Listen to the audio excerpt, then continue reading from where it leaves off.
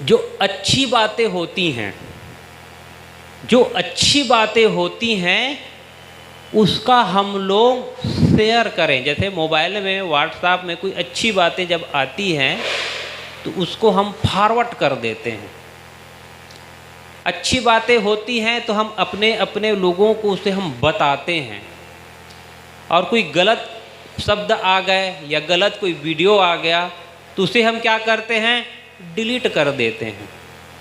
वैसे ही हमारे मन में बहुत सी ऐसी बातें भरी पड़ी हुई हैं, बहुत सी ऐसी बातें पड़ी हुई हैं जो बताने योग्य नहीं हैं।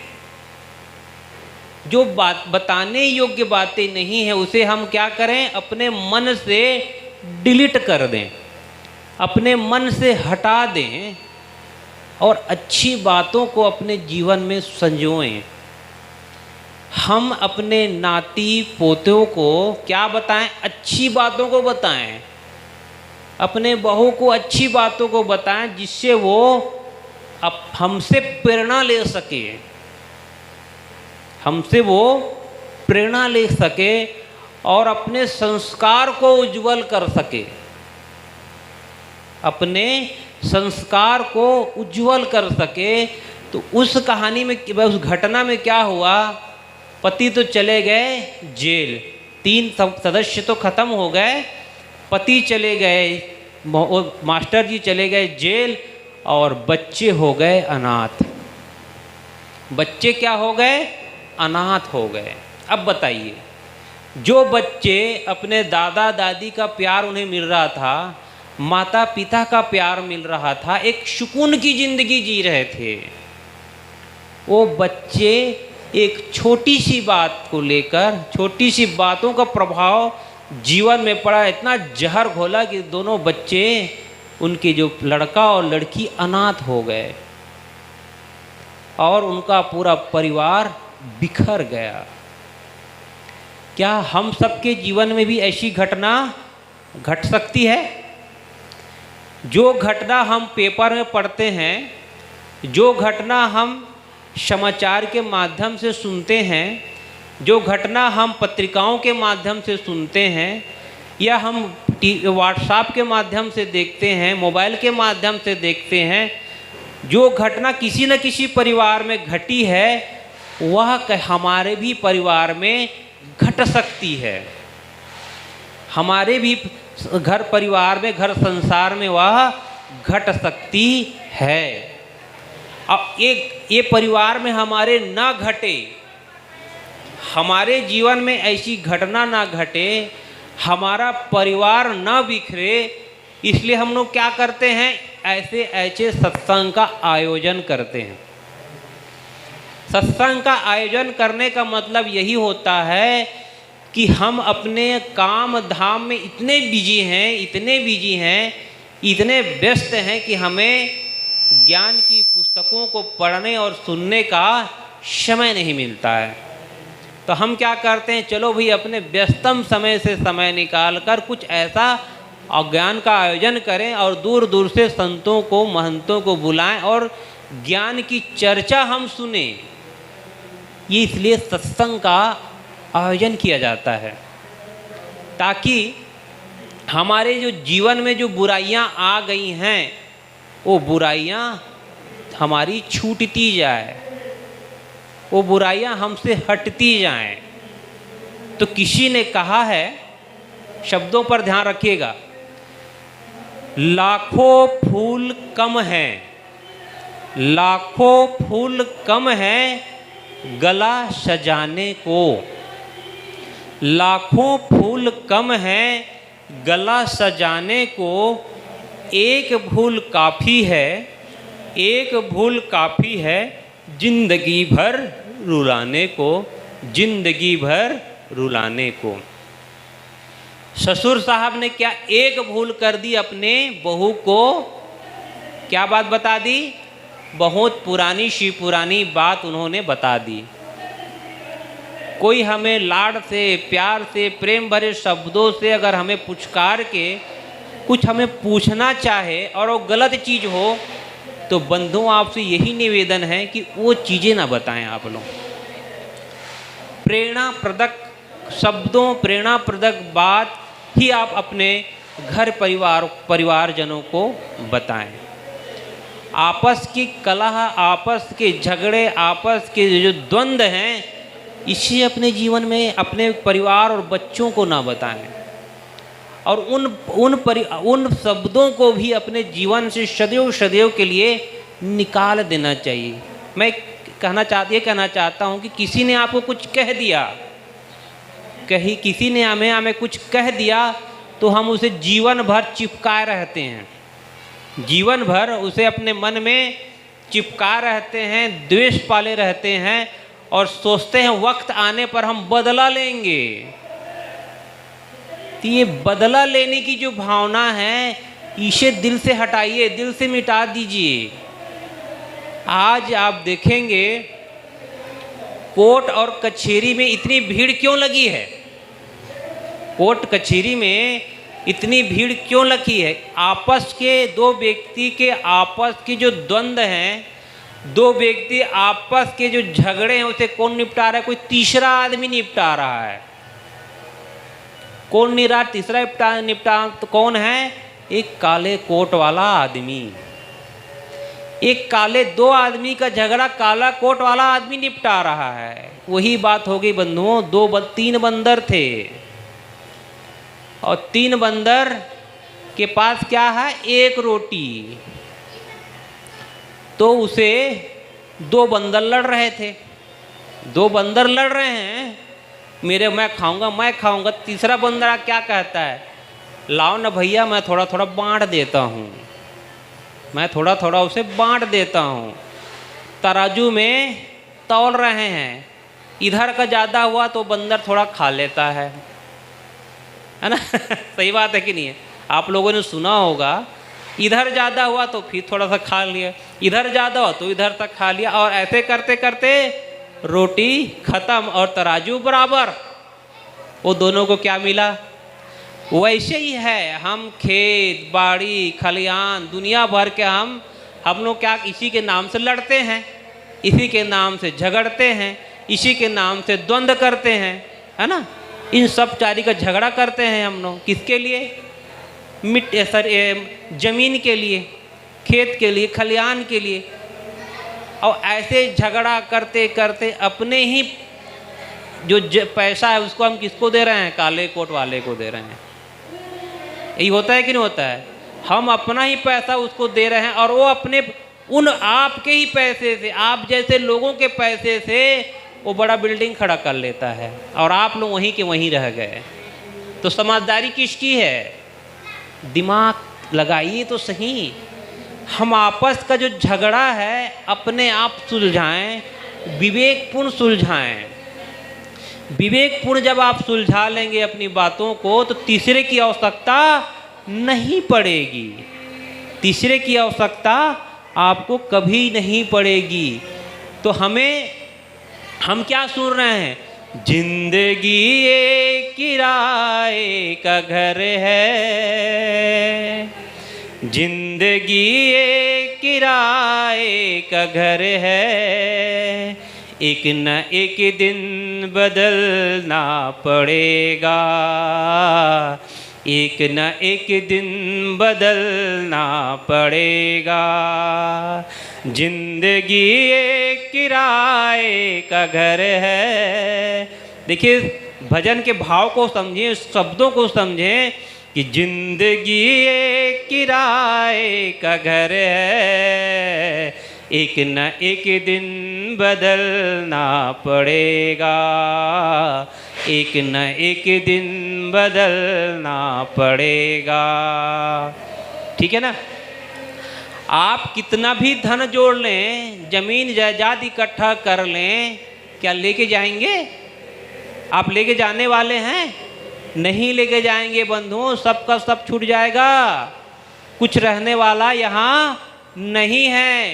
किसी सुप्रसिद्ध गायककार ने एक फिल्म में गाना गाया, सुनिए जरा क्या कहते हैं उस फिल्म में।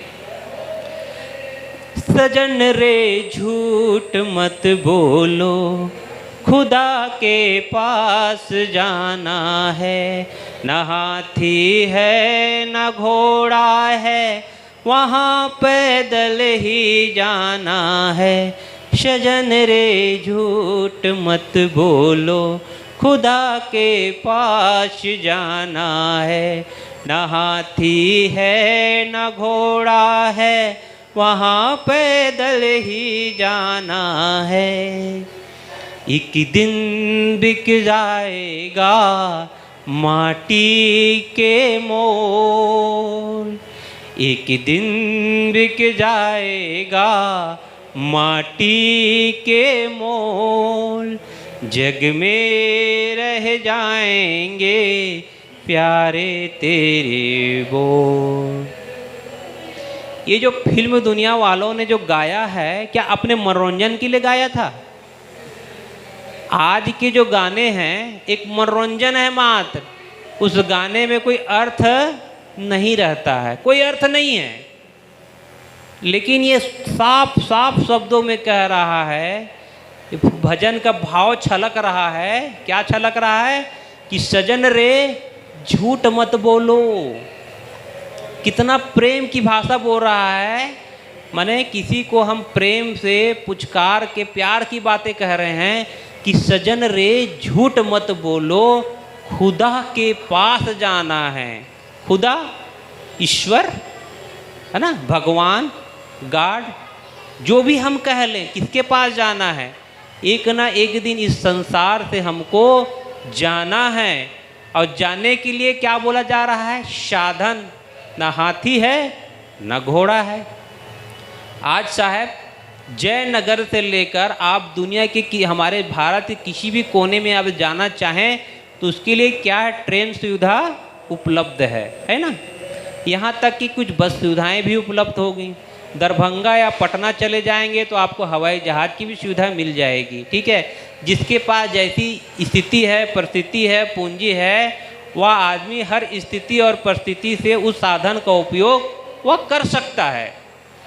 लेकिन कितने भी पैसे हो, मालदार व्यक्ति हो, एक न एक दिन उसको ये सब पैसे छोड़कर कहाँ जाना है? ईश्वर के पास जाना है, भगवान के पास जाना है। पार्ट 2 में जाना है कहते हैं, पार्ट 2 में जाना है। क्या कहा जा रहा है? पार्ट 2 में हमको जाना है। जिंदगी अगर ख़त्म होती है, जिंदगी का पहला भाग है पार्ट 1, और जिंदगी अगर चली गई तो पार्ट 2 ये कहा जाता है। पार्ट 2 में आपको जाना है। तो हर को जाना है कि नहीं जाना है? तो भैया वहाँ जाने के लिए आपको ना हाथी, ना घोड़ा, ना बैल और ना ही आपके धन दौलत कुछ भी काम आने वाले नहीं हैं। इसीलिए गायककार ने कहा जिंदगी एक किराए का घर है। भाई किसी भी घर और किराए के घर में जाएंगे तो वहाँ तो आपको किसी ऑटो कुछ ट्रैक्टर फैक्टर से अपना सामान भी ले जा सकते हैं, लेकिन उस घर में अगर जाना है तो वहाँ ऐसी कोई सुविधा नहीं है। कोई सुविधा नहीं है भाई। इस चीज इस अर्थ को समझें तो सही। हम इसको अर्थ को समझें कि हमारा जो जीवन क्यों मिला है, व्यवहार का हम काम करें, कुछ धन उपार्जन का काम हम कर लें और उसके बाद अपना जो जीवन है सुख शांति और समृद्धि में हो, ऐसा हमें काम करना होगा। इस संसार में आप क्या लें, आपका व्यक्तित्व ही आपका व्यक्तित्व, आप कितना धन, कितना जमीन, कितना क्या छोड़ के जा रहे हैं, ये कोई मायने नहीं रखता है। आपका व्यक्तित्व कैसा है, आपका चरित्र कैसा है, आपके घर में आपका व्यवहार कैसा है, ये कहा जा रहा, ये देखा जाता है। कोई भी व्यक्ति जब इस संसार के जब छोड़ के चला जाता है तो हम किसको याद करते हैं कि हाँ वो व्यक्ति बहुत बढ़िया था। आज हम महात्मा गांधी को क्यों याद करते हैं? किसी महापुरुष को हम क्यों महात्मा बुद्ध को हम क्यों याद करते हैं? महावीर को हम क्यों याद करते हैं? कबीर साहब को हम क्यों याद करते हैं? इनकी हम जयंती क्यों मनाते हैं? आज भगवान रामचंद्र की भी हम कल जयंती बड़े धूमधाम से हम मना रहे हैं। अब तो जयंती मनाने का ढंग ही बदल गया है। आज से 20 साल पहले ऐसी जयंती नहीं मनाई जाती थी, लेकिन जैसे जैसे साधन बढ़ते जा रहे हैं, डीजे आया, तो डीजे के माध्यम से आजकल वो बहुत ज़्यादा ही हो गया है जयंती मनाना। लेकिन हम राम की जयंती तो मना रहे हैं, भगवान राम की हम जयंती मना तो रहे हैं, लेकिन भगवान राम जैसा जीवन हमारा नहीं हो पा रहा है। क्योंकि भगवान रामचंद्र क्या थे? माता पिता के सेवक थे, वो थे कि नहीं? और हम जयंती में आप जब जाएंगे जुलूस में देखिए तो लोग ऐसा थिरकते हैं कि क्या पूछना है, और राम भगवान की जयकारा लगाए जा रहे हैं। लेकिन वही जब बच्चे अपने घर आते हैं तो अपने माता पिता की बात नहीं मानते हैं। वही बच्चे हैं जो घर का एक काम करना नहीं चाहते हैं। वही बच्चे हैं जो कहा जाता है बेटा स्कूल चले जाओ और अच्छी डिग्री से पास हो, तो वो काम नहीं करेंगे। लेकिन उनको दुर्गा माता के प्रतिमा में जब कहा जाए उत्साह में, तो उसमें देखिए कितना धूमधाम से उसमें लगते हैं। गणेश भगवान का जब समय आता है तो उसमें बड़े उत्साह से लगते हैं। सारी अपना जितना भी एनर्जी उसमें खपा देंगे, नाचेंगे कूदेंगे, और उसके पीछे इसके पीछे उन लोग गलत भी कार्य करते हैं। ऐसा भी देखा गया है। हम लोग तो गुरुदेव जी के साथ अनेक जगह हम लोग भ्रमण करते हैं। ये जितने भी डांस करने वाले, जो दुर्गा विसर्जन हो, गणेश का विसर्जन हो, विश्वकर्मा का विसर्जन हो, इन मौक़ों पर भी लोग क्या करते हैं? श्रद्धा से भाव से डांस नहीं करते हैं, नाचते कूदते नहीं हैं, पी के। बहुतों को देखा गया गलत सेवन करके, हम नशा का सेवन करके हम भगवान की भक्ति करना चाहते हैं। तो कैसे आपके जीवन में सुख और शांति आएगी, समृद्धि आएगी? बताइए। आपकी भगवान की भक्ति ऐसी नाच कूद के आपकी भगवान की भक्ति आ जाएगी? साहब, मन को स्थिर करना पड़ता है। इस संसार में अगर आपको रहना है सुख से, शांति से, तो आपके जो मन है, ये जो मन है, इस मन को कंट्रोल करना पड़ेगा। आज हम लोग लगभग गुरुदेव के दरबार में 20-22 साल से रह रहे हैं। 20-22 साल से समर्पित हैं उनके पास हम लोग। और उस समर्पित में हमने क्या पाया? हमने पाया सुख और शांति। हमने अपनी आंतरिक दिल की बात बता रहा हूँ मैंने, कि आज जब हम घर छोड़े तो मन में थोड़ी तकलीफ रही, कष्ट रहा, लेकिन निरंतर लगे रहे। कहाँ लगे रहे? गुरु के चरणों में, गुरु के दरबार में ज्ञान और सेवा अर्जित करते रहे। सेवा भी करते रहे और ज्ञान अर्जित करते रहे। ज्ञान भी अर्जित करते रहे और सेवा भी करते रहे। और धीरे धीरे आज हम यहाँ तक पहुँच गए कि आप 4 लोगों को हम ज्ञान दे रहे हैं। तो हम 4 लोगों को जब ज्ञान दे रहे हैं, तो ज्ञान देने पहले हमने ज्ञान अर्जन किया, तभी तो आपको हम दे रहे हैं। आज हम सुख से हैं, शांति से हैं, समृद्धि से हैं तो हमारे मन में न किसी प्रकार की इच्छा है, न हमारे मन में कोई चाहना है, न हमारे मन में कोई तकलीफ है, न कोई पीड़ा है, न किसी के प्रति द्वेष है। किसी के प्रति हमारे मन में कोई द्वेष नहीं है। न किसी के प्रति हम छल कपट करते हैं, न काम, न क्रोध, कुछ भी नहीं है हमारे मन में। और हम क्या चाहते हैं? जैसा हमारा मन है वैसा आप हो जाओ। यही तो हम देने आए हैं आपको इतने दूर से। और सदगुरु कबीर ने कहा भी है आपको, हम लोगों को क्या कहा? जो तू चाहे मुझको, जो तू चाहे मुझको, छाड़ सकल की आस, मुझ ही ऐसा होए रहो, सब सुख तेरे पास। सदगुरु कबीर क्या कह रहे हैं? अगर तुम्हें सुख चाहिए, शांति चाहिए, तो क्या करना पड़ेगा? सबको छोड़ दो। भैया हमने क्या है, घर द्वार छोड़ दिए, ये नहीं कह रहे हैं सदगुरु कबीर। आपके जो मन के जो द्वंद्व हैं, आपके जो मन के कलमश हैं, आपकी जो मन की जो पीड़ा, माने जिस से आप बंधे हुए हैं, जिस जिस से आप बंधे हुए हैं उसको छोड़ दीजिए, उसको आप छोड़ते जाइए। और जब छोड़ते जाएंगे तो आपका मन स्वाभाविक हल्का हो जाएगा। जैसे कि कोई लोग, क्या होता है कई बार देखा जाता है, सब्जी का टोकरी लेके बेचते रहते हैं ना सब्जी की टोकरी लेके। तो कोई 1 किलो ले लिया, 2 किलो ले लिया, कोई 3 किलो ले लिया। ऐसे करते करते उसके सब्जी का जो भार कम होगा कि नहीं होगा? सब्जी का जो भार है, पैसा मिलता गया, उसकी सब्जी बिकती गई और वह उसका सर का भार खत्म हो गया। वैसे ही हम कई प्रकार के भार अपने शरीर पर रखे हुए हैं, अपने मन पर रखे हुए हैं। इसे छोड़ते जाएं। फिर देखिए, एक व्यक्ति अपने जीवन से बहुत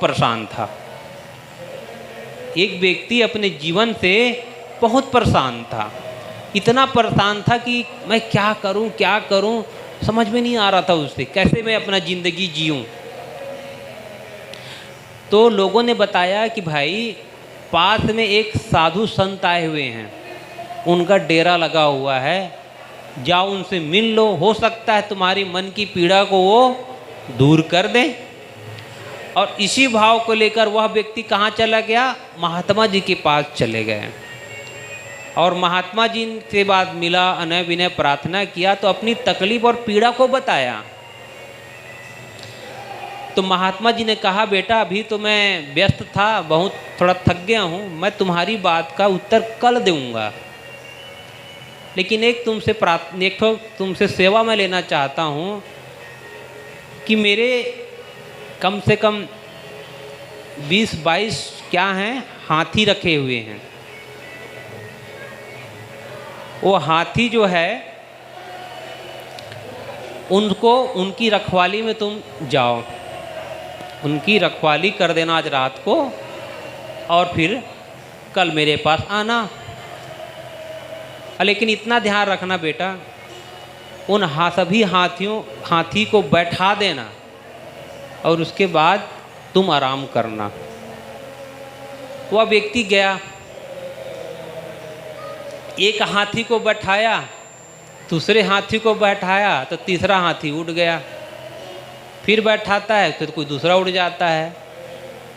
कहने का मतलब है कोई ना कोई बैठते तो नहीं। जानवर जानते हैं ना, जानवर जो है वो अपने मन का है, और मनुष्य मननशील प्राणी। एक बार उसको संकेत कर दो, भाई सभी बैठ जाओ, तो सभी बैठ जाएंगे, सभी उड़ जाओ तो सभी उड़ जाएंगे।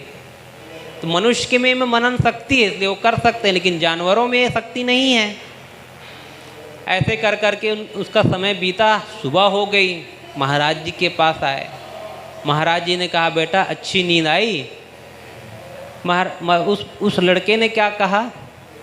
नहीं आई नींद, क्योंकि मैं सबको बैठाना चाहा लेकिन कोई बैठे नहीं।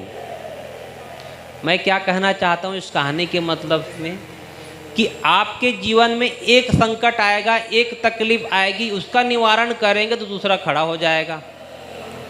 हम बेटे का निवारण करना चाहते हैं तो बहू की तकलीफ आ जाएगी, अब बहू को तकलीफ आ जाएगी तो बेटे माने बच्ची के में आ जाएगी, या नाती पोते।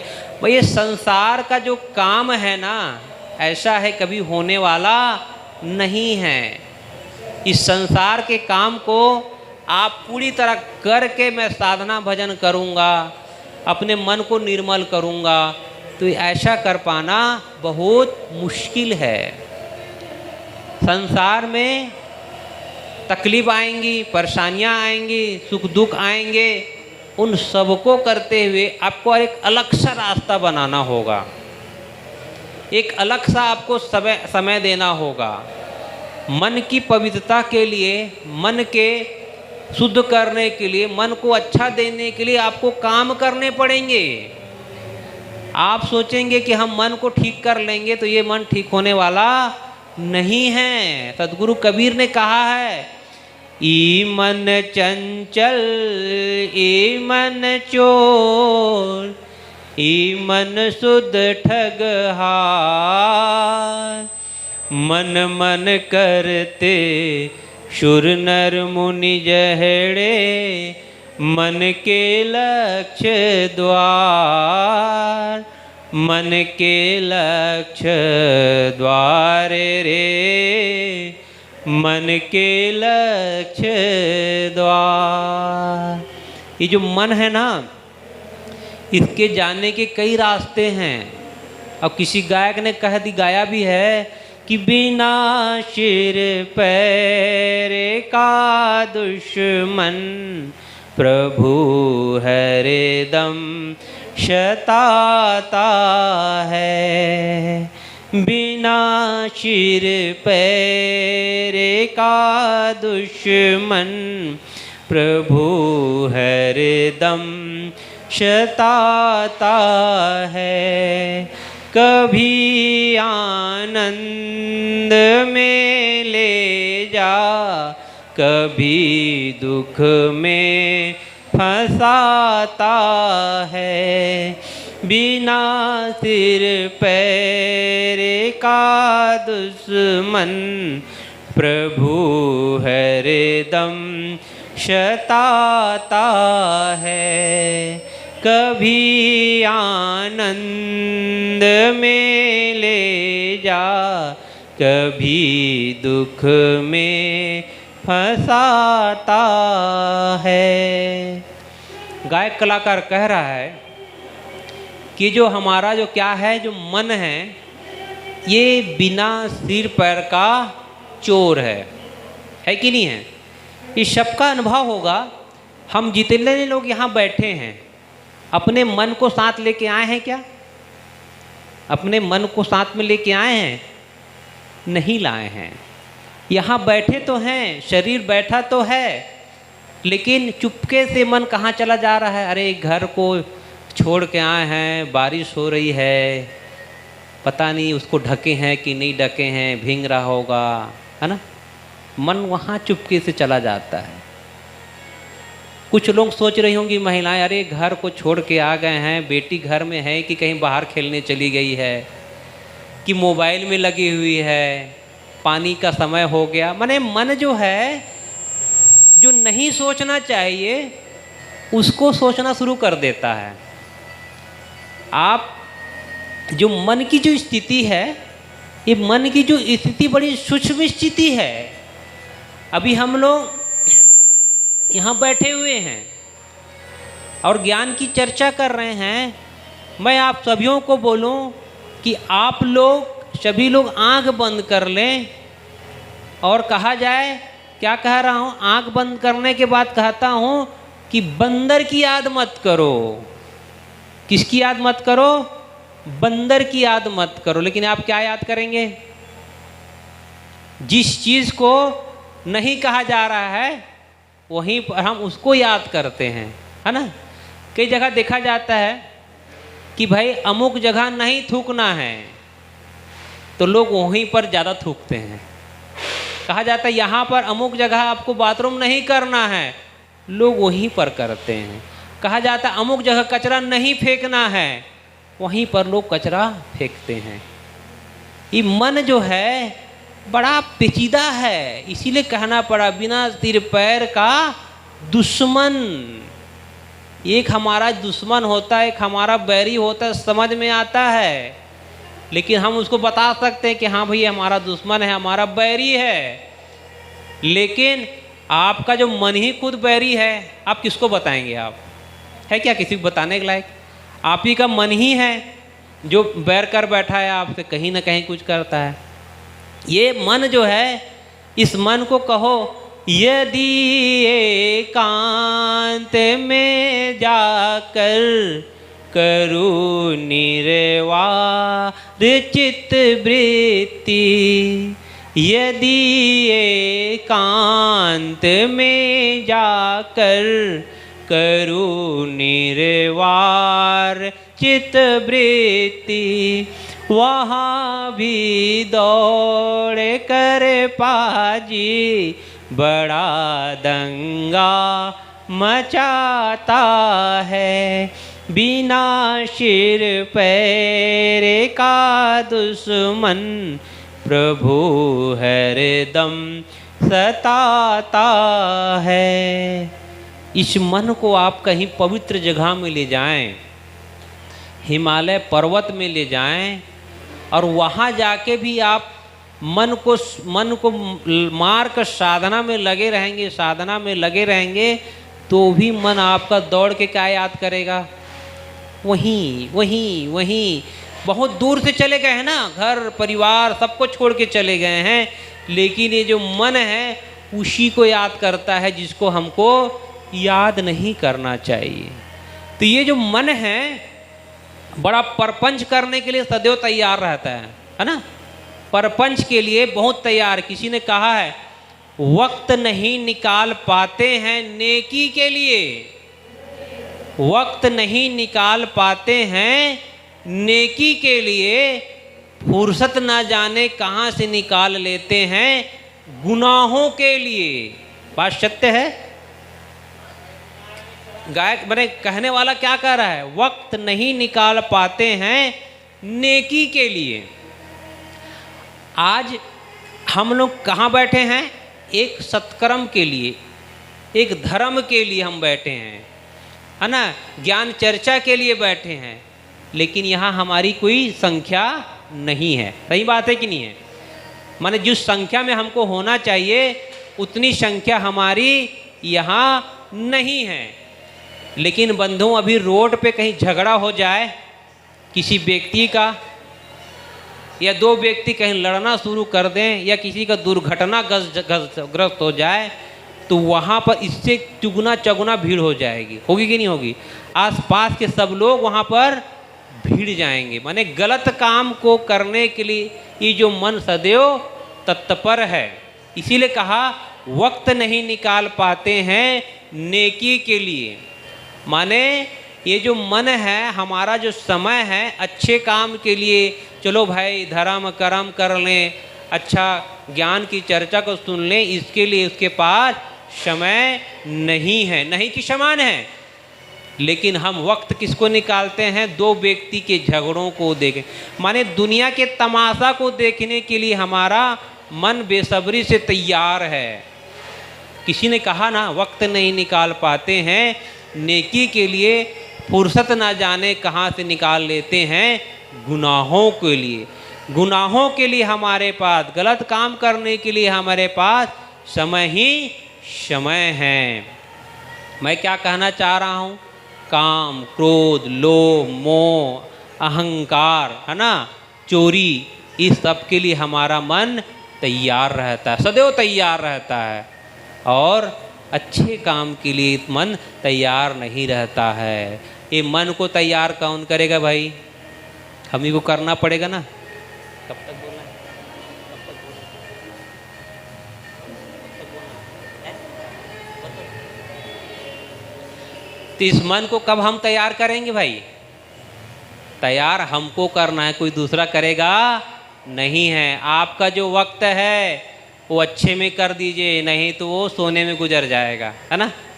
ये जो वक्त आपको मिला है, ये समय जो आपको मिला है, एक बार समय चला गया साहब, फिर वो दोबारा लौट के आने वाला नहीं है। आप कितनों भी कोशिश कर लें, वो आने वाला नहीं है। एक बार जवानी खिसक गई, एक बार जवानी खिसक गई, फिर आप सोचते रह जाएंगे, लेकिन वो आने वाला नहीं है। इसलिए जो हमें जो समय मिला है, ये जो वक्त मिला है, इसी वक्त पे हम अपने जीवन को अच्छा बना लें। और जो अपने जीवन को अच्छा बनाएगा, जो अपने जीवन के रहन सहन को अच्छा बनाएगा, जो अच्छा सत्कर्म करेगा, उसी का जीवन तो सफल है। किसी गायक ने गाया है, ये भजन के एक लाइन सुनिएगा। धर्म पर चलो और करो सत्कर्म, धर्म पर चलो करो सत्कर्म, तुम्हें तार देंगे, तुम्हें तार देंगे तुम्हारे कर्म, धर्म पर चलो करो सत्कर्म, तुम्हें तार देंगे तुम्हें तार देंगे तुम्हारे कर्म। तो आप लोगों को कहाँ पर किस रास्ते में चलना है? धर्म के रास्ते में चलना है, अच्छे कर्म के रास्ते पे चलना है, अपने मन को अच्छा रखना है और अपने जीवन के जो कर्म है उसको सुधार लेना है। और जब अपने धर्म को, अपने कर्म को सुधार लेंगे बंधुओं, तो उसका बेनिफिट मुझे मिलेगा क्या? आपको मिलेगा उसका फ़ायदा, आपको उसकी बेनिफिट मिलेगी, उसके आपके फ़ायदे हैं। आप धर्म पर चलेंगे, अच्छे कर्म करेंगे, सतमार्ग में चलेंगे तो आपकी गुणवान होगी, आपकी ही चर्चा होगी, आपको ही लोग याद करेंगे। जब हम जितना भी अच्छा कर्म करते जाएंगे तो वो लोग उसको याद करते। इस संसार में आए हैं तो जाएंगे, राजा रंग फकीर, एक सिंहासन चढ़ी चढ़े, एक बंधे जात जंजीर। सबको इस संसार से जाना है। ये जिंदगी है एक किराए का घर। हमारे गायक कलाकार गा ही रहे थे, हमारे साहब जी गा रहे थे, जिंदगी एक किराए का घर है। और उसी से शुरू ही है हमारी बातें। ये जिंदगी ही हमारी किराए का घर है। इस जिंदगी के किराए के घर में, इस संसार में हम आए हैं कुछ दिन के लिए, कुछ दिन के मेहमान के लिए हम आए हैं।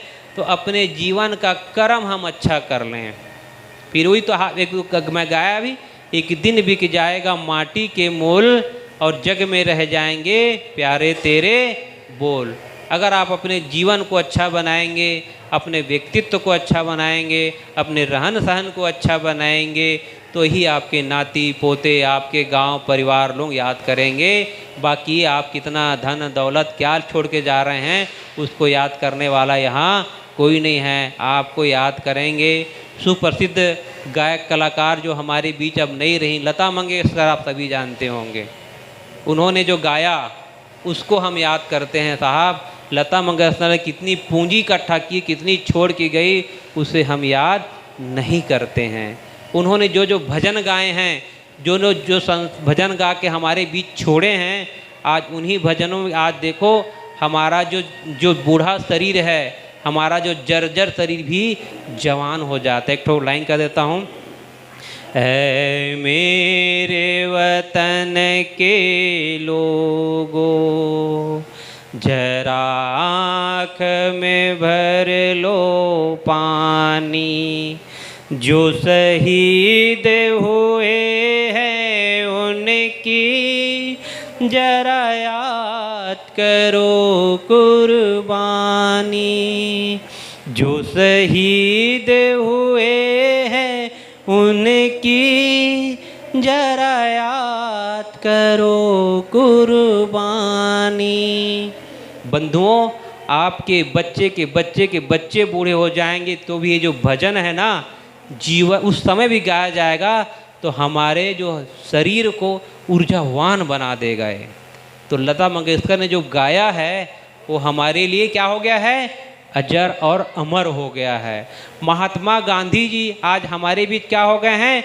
अजर और अमर हो गए हैं। सदगुरु कबीर साहब हमारे लिए अजर और अमर हो गए हैं, क्योंकि उन्होंने ऐसी ऐसी ज्ञान की चर्चा हमारे बीच करके चली गई है जो हमारे पुरखे के पुरखे कहते आ रहे हैं और आगे भी कहते रहेंगे। इसलिए मैं आपसे यही निवेदन करता हूँ, ये ज़िंदगी जो किराए का जो घर हमें मिला है, ये जो शरीर किराए का घर है, इसमें अच्छे कर्म करिए और अपने जीवन को सुंदर बना लिए। बस इतने कहकर मैं अपनी वाणी को विराम देता हूँ।